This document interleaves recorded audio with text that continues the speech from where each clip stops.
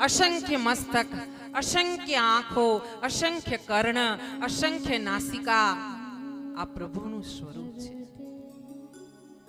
પ્રભુએ એકવાર દુર્યોધનને પણ સભામાં પોતાનું વિરાટ સ્વરૂપ બતાવ્યું।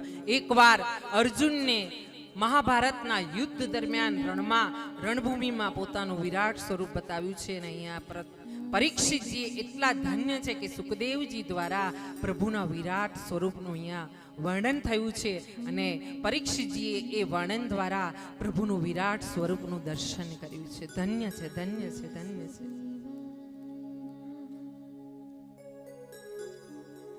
અહીંયા પહેલું છે કે પૃથ્વી પર પહેલા જે કાલે મેં બતાવ્યું હતું બ્રહ્માજી દ્વારા સનત કુમારોનું, સનક, સુનંદન, સનાતન અને સનત કુમાર, આ 4 સનત કુમારોનો જન્મ થયો છે।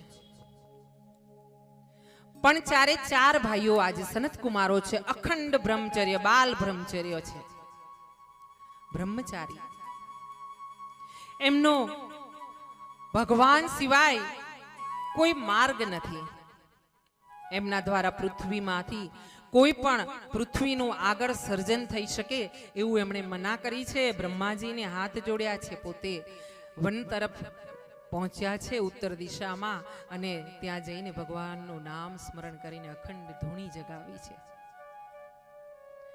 બોલીએ સનત કુમાર કી જય।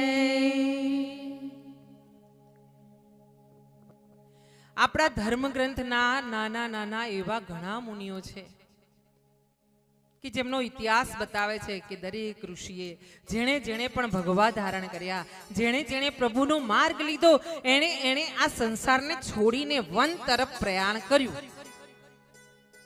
કોઈએ પણ એવું નથી વિચાર કર્યો કે ગામ વચાડે આશ્રમ બાંધું અને 20-25 લાખની ગાડી લઉં, એસીમાં સૂ અને 56 ભોગ ખાઓ, આવું નથી વિચાર્યું।